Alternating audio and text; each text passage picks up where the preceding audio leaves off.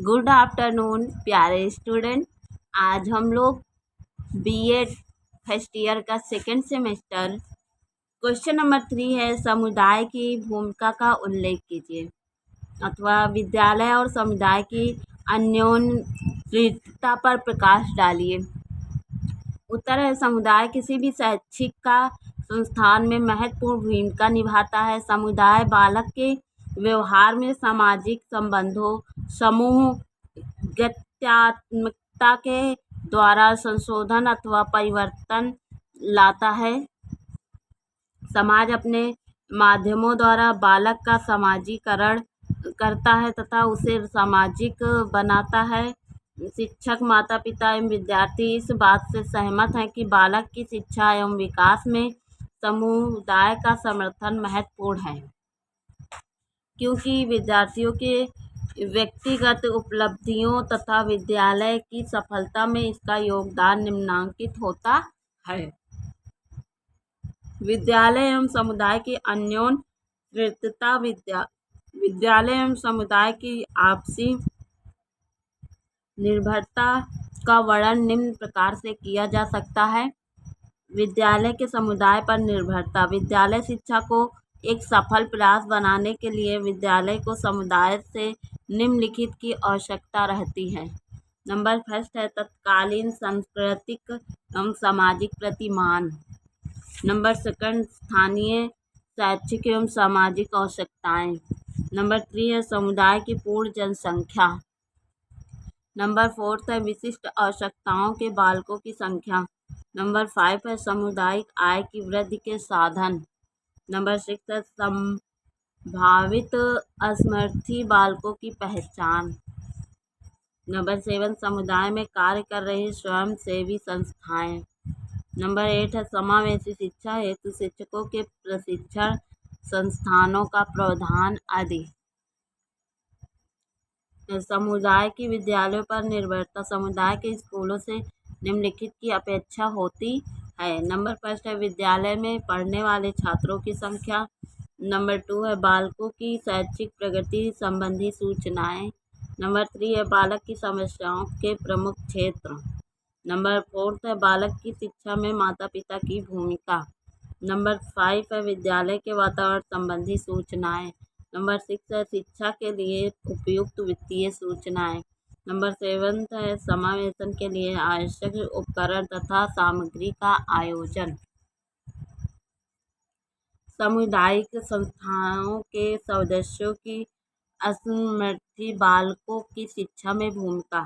सामुदायिक संस्थाओं के सदस्य निम्नलिखित के लिए सक्रिय भूमिका निभा सकते हैं। माता पिता एवं शिक्षकों में बालकों के अधिकारों के संबंध सकारात्मक अभिवृद्धि उत्पन्न करना। नंबर 2 है स्थानीय संसाधनों को संचारित करना। नंबर 3 है बालकों के डॉक्टरी परीक्षणों के लिए सुविधाएं उपलब्ध कराना। नंबर 4 है विद्यालयों के लिए धन राशि का प्रबंध करना। नंबर 5 है असमर्थी बालकों के प्रति समानता जनता के निषेधात्मक विश्वासों तथा अभिवृत्ति के निराकरण के लिए संचार साधनों के उपयोग में वृद्धि करना। निष्कर्ष है सामुदायिक शिक्षा सदैव सार्थक एवं सकारात्मक होती है।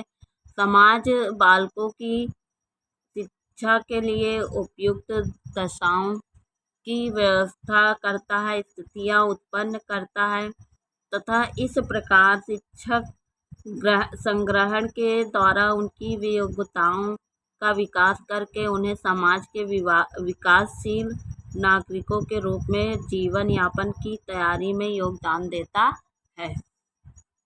क्वेश्चन नंबर 4 है समावेशी शिक्षा में कक्षा अध्यापक की भूमिका का वर्णन कीजिए। उत्तर है डॉक्टर राधाकृष्ण के अनुसार अध्यापक का समाज में स्थान बहुत महत्वपूर्ण है। वह एक पीढ़ी से दूसरी पीढ़ी को बौद्धिक संस्कृतियों और तकनीकी कौशलों को पहुंचाने में मुख्य भूमिका अदा करती है और सभ्यता के दीपक को जलाए रखने में मदद करता है। समावेशी प्रणाली में एक अध्यापक की भूमिका एवं उत्तरदायित्व को निम्न रूप से लिखा जा सकता है। नंबर फर्स्ट है बच्चों की इसकी योग्यताओं को विकसित करने हेतु सहायता प्रदान करना। नंबर सेकंड है बच्चों की मानवीय विभिन्नताओं को समझना एवं स्वीकार करना सिखाना। नंबर थ्री बच्चे के शारीरिक, संज्ञानात्मक, भावनात्मक एवं सर्वांगीण विकास के लिए उचित अवसर प्रदान करना। नंबर फोर्थ है शून्य अस्वीकृत नियति के सिद्धांत के तहत प्रत्येक बच्चे का कक्ष में स्वागत करना। नंबर फाइव है कक्ष गतिविधियों में प्रत्येक बच्चे को प्रतिभागिता के अवसर प्रदान करना। नंबर सिक्स है बाधित बच्चों की समस्या को समझने में अभिभावकों, शिक्षा कर्मियों की सहायता करना। नंबर सेवन है बाधित बच्चों के कल्याण के लिए काम कर रहे व्यवसायिकों से संपर्क बनाए रखना। नंबर एट है सामान्य एवं बाधित दोनों प्रकार के बच्चों का समान पाठ्यक्रम उपयोग करने के लिए प्रेरित करना। नंबर नाइन है समान बच्चों को बाधित बच्चों को सहयोग देने के लिए तैयार करना। नंबर 10 है समान एवं बाधित बच्चों के बीच मधुर संबंध बनाना। नंबर 11 है बच्चों में आत्मविश्वास जगाना तथा एवं उन्हें जीवन की चुनौतियों के लिए तैयार करना। दृष्टिबाधित बालक की शिक्षा में अध्यापक की भूमिका। दृष्टिबाधित बालक कई प्रकार के होते हैं। उदाहरण दृष्टिहीन, कुछ बच्चों को कम दिखाई देता है या फिर कई बच्चों की एक ही आँख होती है। इन बच्चों की देखभाल, प्रशिक्षण एवं शिक्षा समान एवं संसाधन अध्यापक दोनों का उत्तरदायित्व होता है। नंबर 5 है दृष्टिबाधित बच्चों के लिए अध्यापक का सकारात्मक दृष्टिकोण। नंबर सेकंड है शिक्षण में बहुइंद्रिय नीति का प्रयोग। नंबर 3 है विशिष्ट उपकरणों जैसे ब्रेल, श्रवण यंत्र आदि का प्रयोग। नंबर 4 है भूमिका निर्वाह जैसी शिक्षण विधियों का प्रयोग। नंबर 5 अल्प दृष्टि वाले बच्चों को आगे बिठाना। नंबर 6 है समान बच्चों को दृष्टिबाधित बच्चों की समस्याओं से अवगत कराना।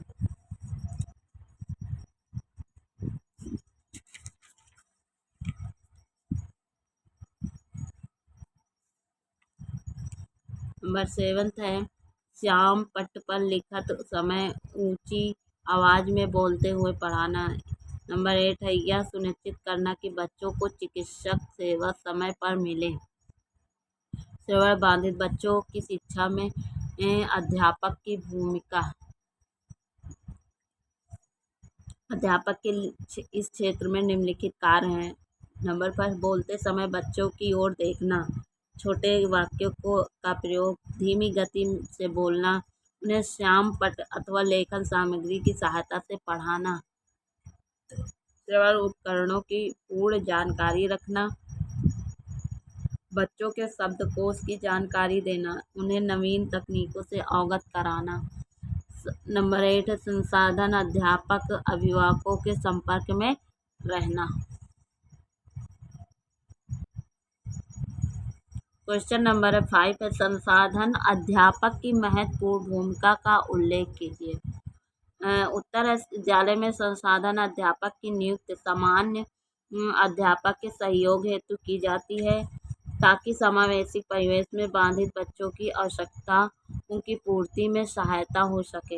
एक संसाधन अध्यापक के उत्तरदायित्व निम्नलिखित हो सकते हैं। प्रश्न नंबर 1 उत्तर है टॉपिक सामान्य अध्यापक को समावेश के उद्देश्य की जानकारी देना। नंबर सेकंड है बाधित बच्चों की पहचान के लिए समान कक्ष अध्यापक की सहायता करना। नंबर 3 सामान्य अध्यापकों की पाठ्यक्रम निर्माण एवं शैक्षिक योजनाओं में सहायता करना। नंबर 4 है बाधित बच्चों के लिए सहायक उपकरणों की जानकारी समान शिक्षक को देना। नंबर 5 है यह निश्चित करना कि बाधित बच्चे किसी भी प्रकार से सामान्य बच्चों से अलग न किए जाएं।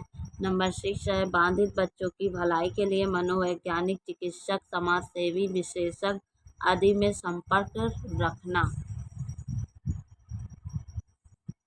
नंबर 7 है विशिष्ट बच्चों की विशिष्ट आवश्यकताओं की पूर्ति करने में आने वाली समस्याओं का निव, निवारण करना। नंबर श्रवण बाधित बच्चों की शिक्षा में संसाधन अध्यापक की भूमिका। श्रवण बाधित बच्चों के समावेशित परिवेश में शिक्षा प्रदान करने में संसाधन अध्यापक की विशेष भूमिका होती है। जैसे नंबर फर्स्ट है बच्चों के बोलने के ढंग में सुधार लाना। नंबर सेकंड है श्रवण बाधित बच्चों को अधिगम कौशलों का प्रशिक्षण देना। नंबर 3 है सहायक सेवाएं श्रवण बाधित बच्चों के लिए व्यवस्थित करना। श्रवण बाधित गंभीरता की समय समय पर जांच करवाना। नंबर 5 है सांकेतिक भाषा का प्रयोग करना। और श्रवण बाधित बालकों के समावेशन को मापने के लिए मनोवैज्ञानिक परीक्षणों का प्रयोग करना। दृष्टि बाधित बच्चों की शिक्षा में संसाधन अध्यापक की भूमिका, यानी जो आँख से क्या हो दृष्टि बाधित हो।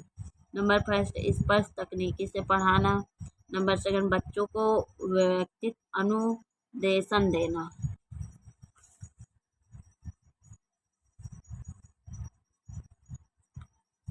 बालकों की बहुइंद्रिय प्रयोग को प्रशिक्षित करना। बच्चों को श्रवण कौशल दैनिक जीवन कौशलों का प्रशिक्षण देना। बच्चों को लेजर केन का प्रयोग सिखाना। नंबर 6 है CCTV का प्रयोग अल्पदृष्टि बालकों को सिखाया।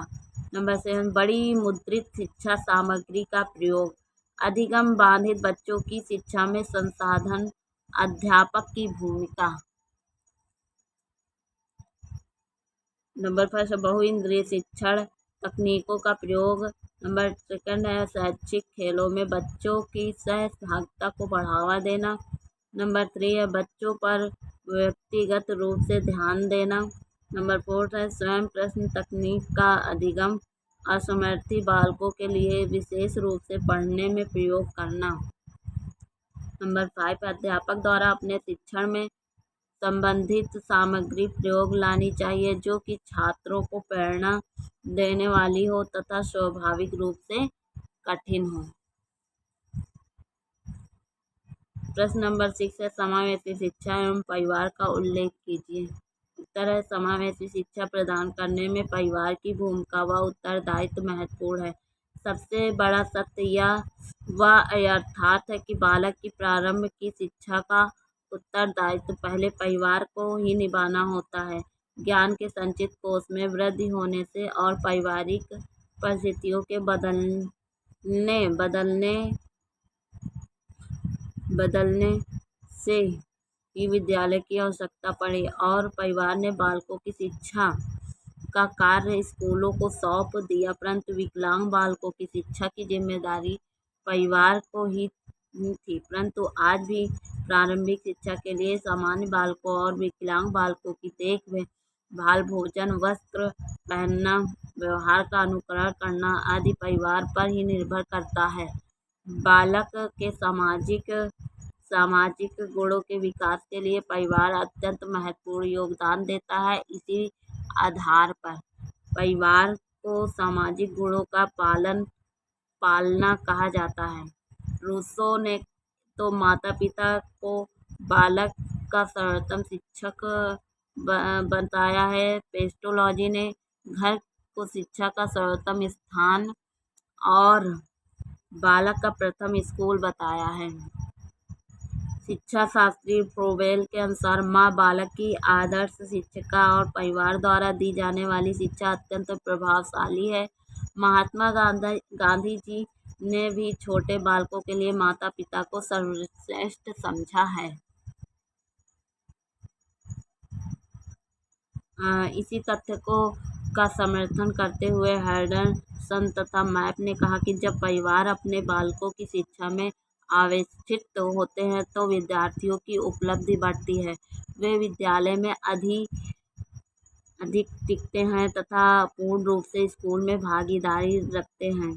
बालकों की शिक्षा के प्रति परिवार निम्न भूमिका निभाता है।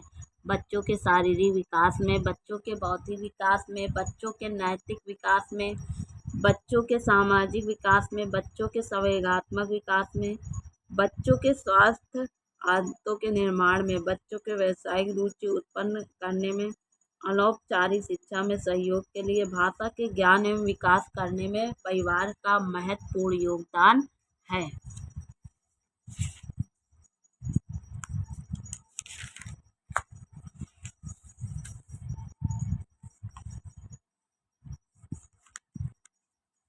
जहाँ तक समावेशी शिक्षा में परिवार की भूमिका का प्रश्न है, बाध्यता ग्रस्त या असमर्थी बालक को उनकी क्षमता व आयु के अनुसार शिक्षा प्रदान की जा रही है।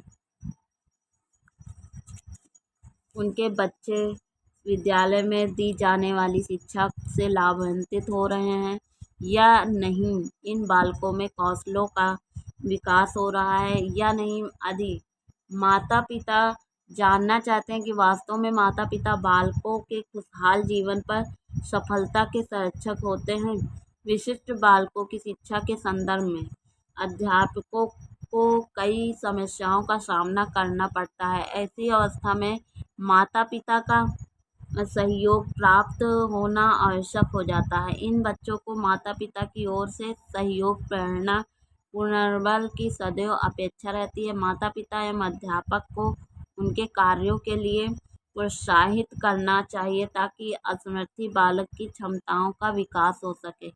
विद्यालय द्वारा बालक की शिक्षा संबंधी कार्यक्रमों को सुविधाजनक ढंग से चलाने के लिए परिवार का निम्न बिंदुओं का ध्यान रखना आवश्यक होगा। नंबर फर्स्ट है, बालक की असमर्थता की शीघ्र पहचान की जाए। असमर्थता की पहचान के आधार पर चिकित्सक, मनोचिकित्सक की सहायता लेना। नंबर थर्ड है, माता पिता का समावेशी कार्यक्रम से परिचित होना। नंबर फोर्थ है, शिक्षा प्रदान करने में बालक की सहायता करना। ऐसे बालकों की शिक्षा के लिए विद्यालय व अध्यापकों का सहयोग प्रदान करना। पॉइंट, असमर्थी बालक की शिक्षा व अन्य सुविधाओं की पूर्ति करना।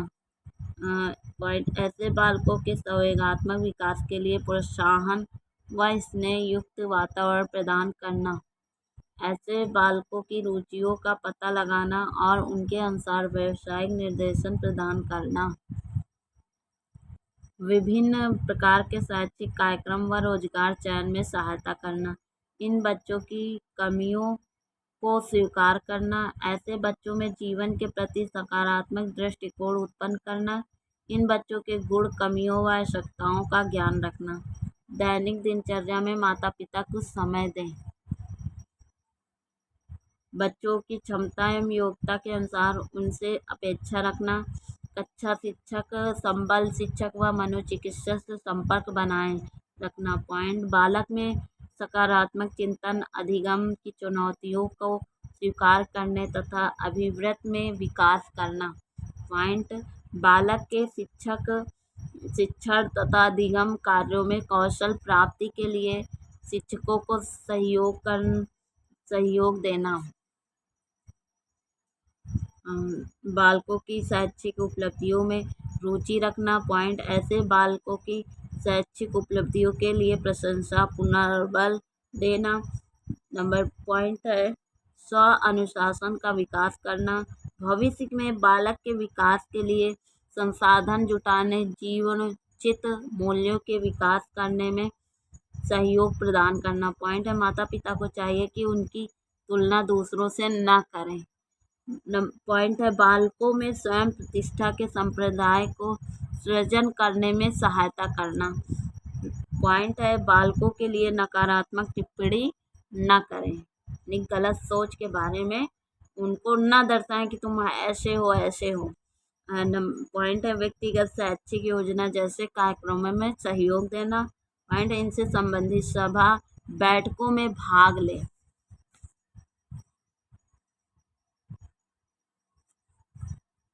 प्रश्न नंबर 7, समावेशी शिक्षा तथा समुदाय पर प्रकाश डालिए। उत्तर है, बालक की शिक्षा में परिवार की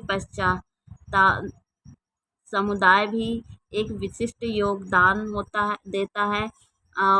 समुदाय शिक्षा प्रदान करने का अनौपचारिक व सक्रिय साधन है। समुदाय ने नई पीढ़ी को शिक्षित करने के लिए कई साधनों का विकास किया है, लेकिन फिर भी इसे स्वयं शिक्षा देने का निभा उत्तरदायित्व निभाना पड़ता है। इस प्रकार समुदाय प्रत्यक्ष व अप्रत्यक्ष दोनों ढंग से शिक्षा प्रदान करता है। समुदाय का अर्थ पहले भी स्पष्ट किया जा चुका है। इनमें बिंदु शामिल किए जाते हैं। नंबर फर्स्ट है समान भौगोलिक क्षेत्र में रहने वाले व्यक्ति। नंबर सेकंड है एक स्थान पर इकट्ठे रहने वाले व्यक्ति। एक सामाजिक संरचना के सहभागी व्यक्ति। समान संस्कृति रखने वाले व्यक्ति को समुदाय की संज्ञा की जा सकती है। विद्यालय के समुदाय पर निर्भरता। मनुष्य एक सामाजिक प्राणी है। समाज के बिना मनुष्य के अस्तित्व की कल्पना भी नहीं की जा सकती है। विद्यालय की भांति बालक की दिनचर्या में परिवार एवं समाज में अपना समय व्यतीत करता है। बालक अपनी संस्कृति, अपनी सभ्यता, बड़ों का सम्मान, अनुकरण आदि समाज से ही सीखता है। समाज से ही बालकों में सामाजिक, सांस्कृतिक, नैतिक, आध्यात्मिक मूल्यों का विकास होता है। शिक्षा के वास्तविक उद्देश्यों को पूरा करने में समाज की भूमिका महत्वपूर्ण होती है। समुदाय अपने विभिन्न संसाधनों द्वारा विद्यालय में समावेशी शिक्षा प्रदान करने हेतु स्वस्थ वातावरण का निर्माण करते हैं। समावेशी शिक्षा के कार्यक्रम को सफल बनाने के लिए विद्यालय को समुदाय में निम्न आवश्यकता रखती हैं। शिक्षा के लिए सहायता करना। समुदाय की समावेशी शिक्षा के लिए सहायता देने की तत्परता। विद्यालय के कार्यक्रमों को प्रतिपुष्टि देना। समावेशी शिक्षा के लिए शिक्षक प्रशिक्षण संस्थानों की व्यवस्था करना। समावेशी शिक्षा हेतु समाज सेवा संस्थाओं द्वारा कार्यक्रम, असमर्थी बालकों की पहचान, असमर्थी बालकों की चिकित्सा हेतु चिकित्सा शिविर का आयोजन, असमर्थी बालकों के लिए व्यावसायिक प्रशिक्षण व रोजगार की व्यवस्था। समावेशी शिक्षा में चल रही शैक्षिक क्रियाओं में योगदान, अनौपचारिक साधनों की व्यवस्था करना। इस प्रकार उपरोक्त क्रियाओं द्वारा समुदाय विद्यालय का सहयोग प्रदान कर सकता है। समुदाय का अर्थ। समुदाय की विद्यालय पर निर्भरता। जिस प्रकार विद्यालय समुदाय पर निर्भर रहता है, उसी प्रकार समुदाय भी विद्यालय पर निर्भर कर रहता है।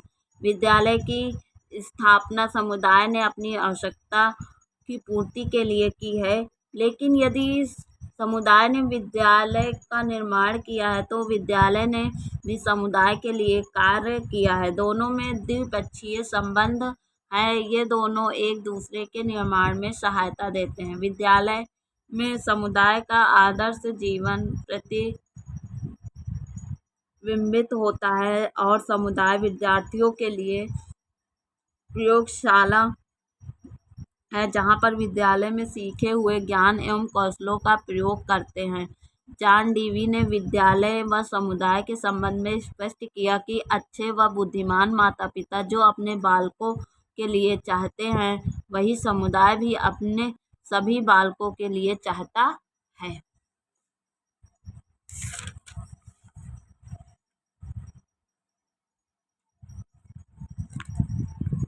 स्पष्ट है कि विद्यालय पर निर्भर रहता है। समुदाय को विद्यालय से निम्न अपेक्षा रखती है। बालक की शिक्षा तथा विभिन्न शैक्षिक योजनाएं। पॉइंट है बालक की शैक्षिक प्रगति। विद्यालय के पढ़ने वाले छात्रों की संख्या। शिक्षा प्रदान करने में माता पिता का सहयोग व भूमिका। समुदाय की सांस्कृतिक विरासत का संरक्षण। समुदाय की आवश्यकताओं एवं मांगों की पूर्ति। समुदाय के भावी स्वरूप का निर्माण। समुदाय की व्यावसायिक व औद्योगिक प्रगति। इस इस प्रकार विद्यालय एवं समुदाय के मध्य घनिष्ठ संबंध है। दोनों अपनी अपनी उन्नति एवं स्थायित्व के लिए एक दूसरे पर निर्भर रहते हैं। विद्यालय एक सामाजिक संस्था है। समाज स्वयं को जीवित रखने के लिए विभिन्न प्रकार की शिक्षा संस्थाओं की स्थापना करता है, जिनके द्वारा समाज के विचारों, मान्यताओं, आदर्शों, क्रियाकलापों, मानदंडों और परंपराओं को आने वाली पीढ़ी तक ले जाता है। विद्यालय का समुदाय के जीवन एवं उसके प्रगति पर बहुत प्रभाव पड़ता है। विद्यालय अपने विचारों एवं कार्यों द्वारा समुदाय का पथ प्रदर्शन करके उसे प्रगति की ओर ले जाता है।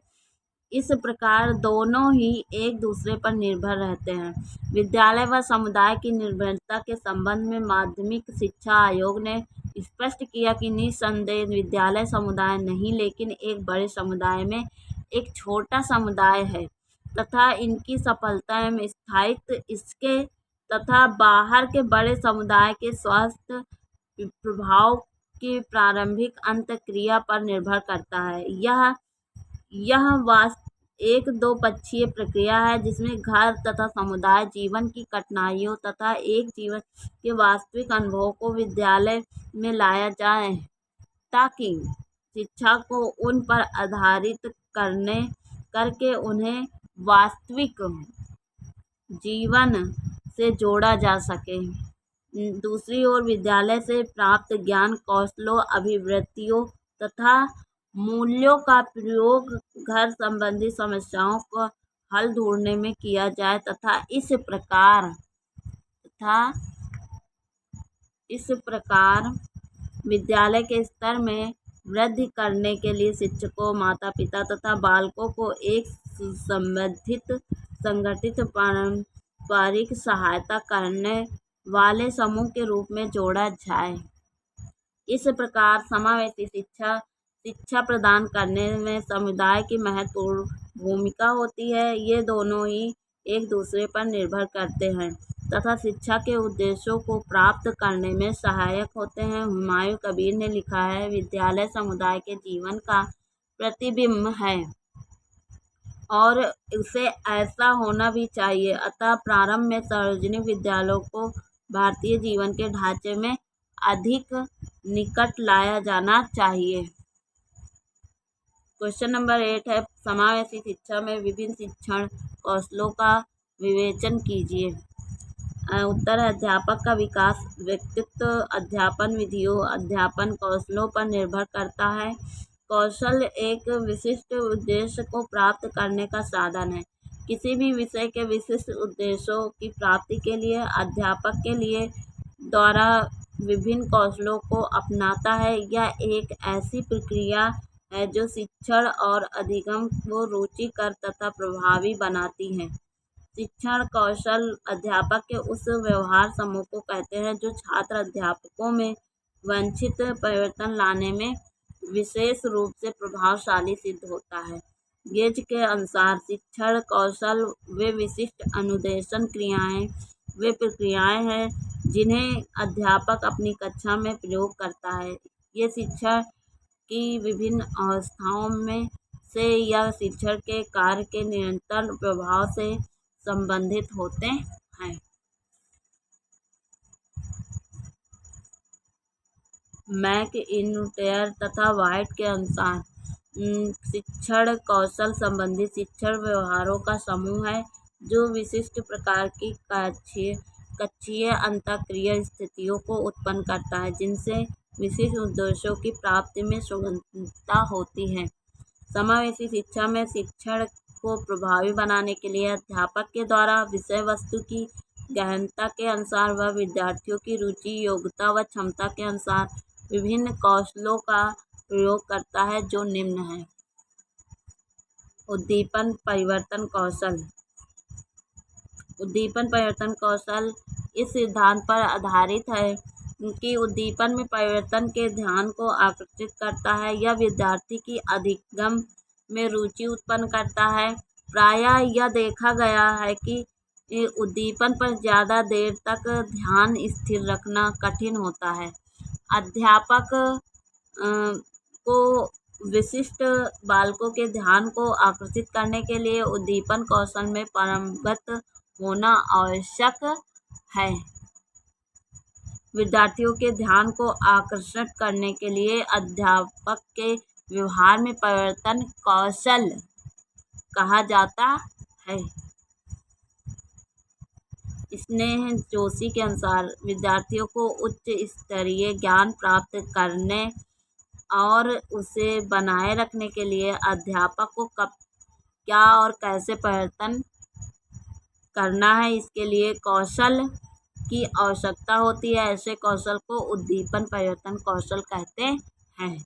पुनर्बलन कौशल। पुनर्बलन एक ऐसी तकनीक है जो अधिगम एवं व्यवहार प्रक्रिया को प्रभावित करती है।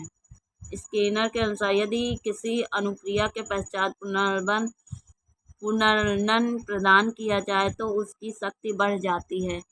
पुनर्बल दो प्रकार का होता है। नंबर फर्स्ट है सकारात्मक पुनर्नन या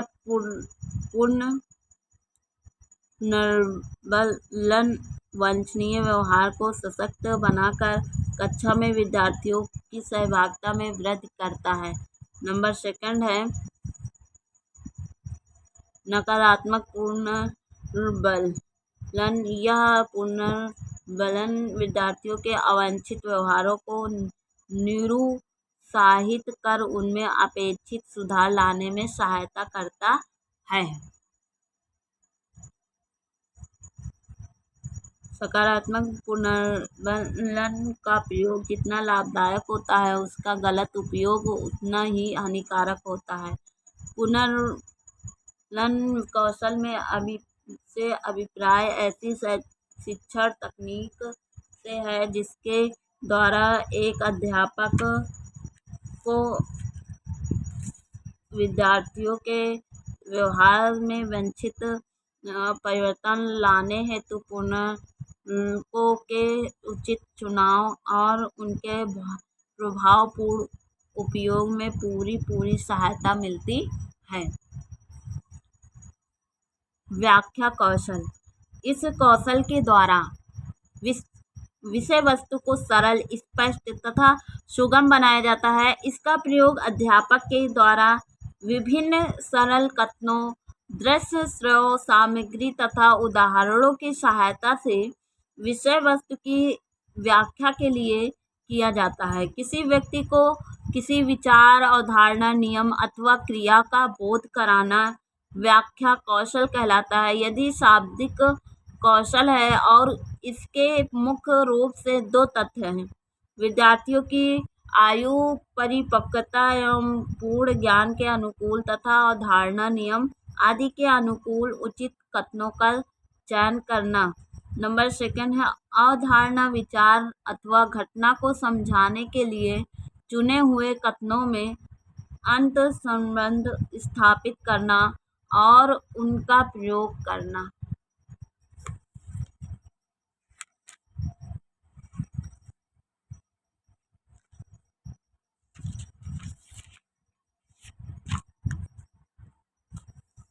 व्याख्या को प्रभावशाली बनाने के लिए अध्यापक को वांछित व्यवहारों में वृद्धि कर अवांछित व्यवहारों से बचना होता है। श्यामपट्ट लेखन कौशल। श्यामपट्ट अथवा चाकबोर्ड महत्वपूर्ण दृश्य साधन है। इसका प्रयोग अध्यापक अपने पाठ को सरल, रोचक एवं आकर्षक बनाने के लिए करता है। अध्यापक को श्यामपट्ट प्रयोग करने की कला में दक्ष होना चाहिए जिससे वह इसका उपयोग करके शिक्षण को सफल बना सके। उदाहरणों तथा दृष्टांत कौशल। कुछ अवधारणाएं इतनी अमूर्त होती हैं कि व्याख्या की सहायता से विशिष्ट बालक उसे ठीक ढंग से नहीं समझ पाते। ऐसी परिस्थितियों में एक कुशल अध्यापक विचार, अवधारणा व सिद्धांत की व्याख्या करने के लिए उदाहरणों का प्रयोग करता है।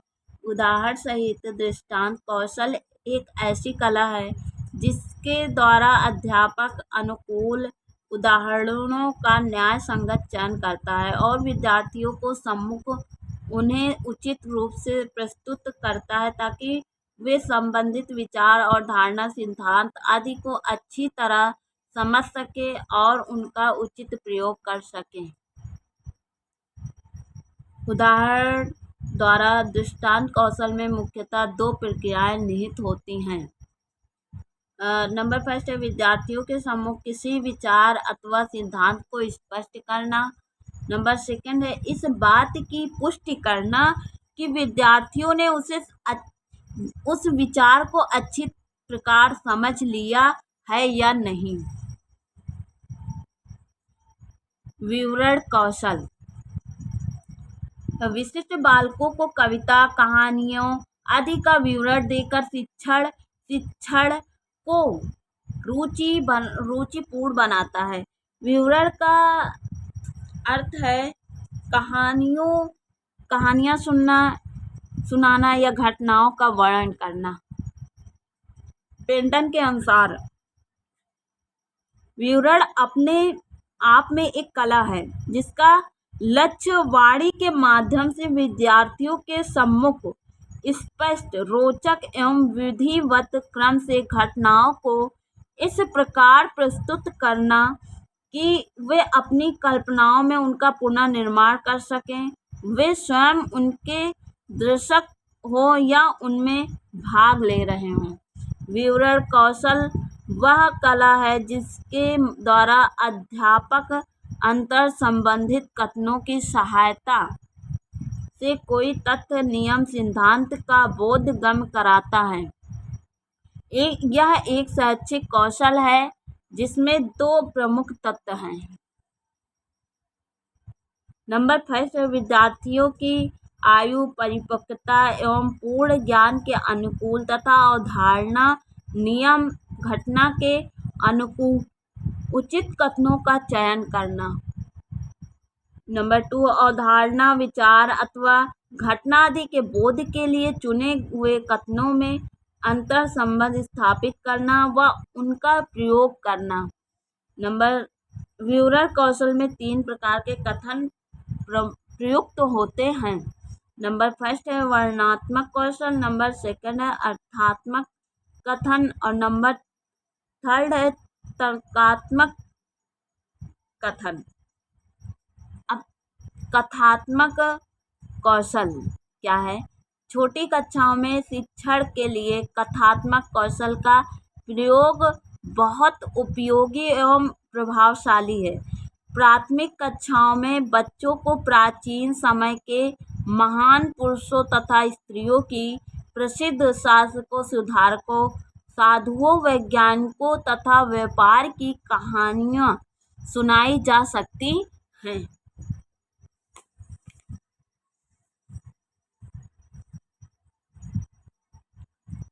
बालक स्वयं स्वभावतः कहानी प्रिय होते हैं। अध्यापक के अंदर इस कौशल का होना अनिवार्य है।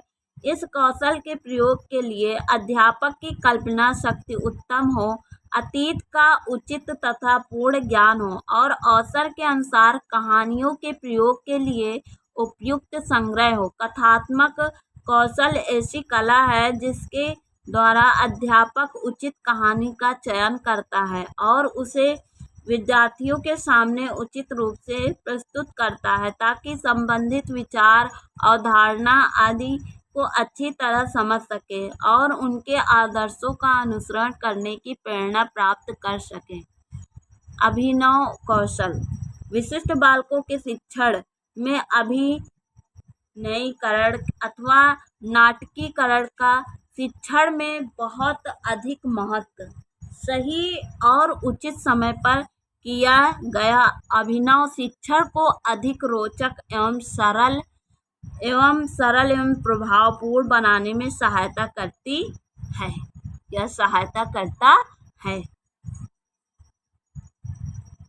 नाटकीकरण का अर्थ किसी तथ्य, कथानक या भाव को अंग संचालन या चेहरे पर दर्शाए गए हाव भाव द्वारा समझाना। नाटकीकरण एक कला है जो विद्यार्थियों की कल्पना शक्तियों को विकसित करने में सहायक होती है।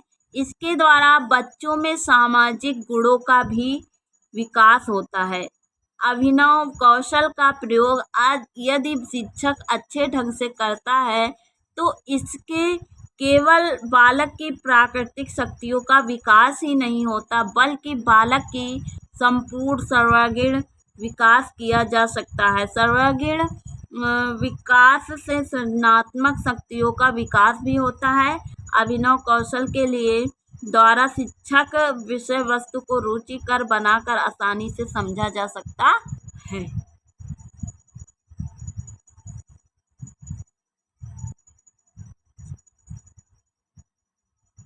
क्वेश्चन नंबर 9 है, समावेशी विद्यालय की क्या विशेषताएं हैं? समावेशित विद्यालयों का विकास करते समय आप किन बिंदुओं का ध्यान रखेंगे? उत्तर है, राष्ट्रीय शिक्षा नीति 1986 ने इस बात पर विशेष बल दिया कि जहां तक संभव हो शारीरिक रूप से बाधित, क्षति युक्त, अपंग और अन्य असमर्थी बालकों की शिक्षा सामान्य बालकों के साथ होनी चाहिए। केवल गंभीर रूप से क्षतिग्रस्त, बाधित या अपंगों के लिए विशिष्ट शिक्षा संस्थाओं में प्रवेश की व्यवस्था की जाए। कोठारी आयोग ने समन्वित शिक्षा की सिफारिश की थी। इन विशिष्ट बालकों की शिक्षा को मुख्य धारा में सम्मिलित करने के परिणाम स्वरूप विशेष शिक्षा का विकास हुआ। इस विकास के चलते विशेष शिक्षा पृथकीकरण में समावेशी शिक्षा की ओर अग्रसर हुए। समावेशी शिक्षा के अंतर्गत एक आदर्श समावेशी विद्यालय की निम्नलिखित विशेषताएं होती हैं। नंबर फर्स्ट है, समस्त विद्यालय के शिक्षण एवं शिक्षणोत्तर कर्मचारियों द्वारा विद्यार्थियों की आवश्यकताओं को पूर्ण सहयोग के साथ समान रूप से निभाया जाना। नंबर सेकंड है, विशेष आवश्यकता वाले बालक बालिकाओं को भी कक्षा में सामान्य बालकों की तरह कक्षा से जो निर्देश ग्रहण करेंगे उनका पालन करेंगे। नंबर 3 है, समावेशी विद्यालयों के सभी विद्यार्थियों को आवश्यकतानुसार राज्य एवं विद्यालय एवं जिला मूल्यांकन में आवश्यक अथवा स्वीकृत संशोधन के साथ भाग लेना। नंबर 4 सभी विभागीय कर्मचारियों के सदस्यों द्वारा स्कूलों के विकास हेतु योजनाओं के निर्माण में हिस्सा लेना व सहयोग करना। नंबर 5 है, सभी विद्यार्थियों के साथ सामान्य विद्यार्थियों की तरह व्यवहार करना। नंबर 6 है, समावेशी विद्यालयों के विकास के लिए शिक्षण एवं शिक्षणोत्तर कर्मचारियों को विशेष रूप से प्रशिक्षित किया जाना।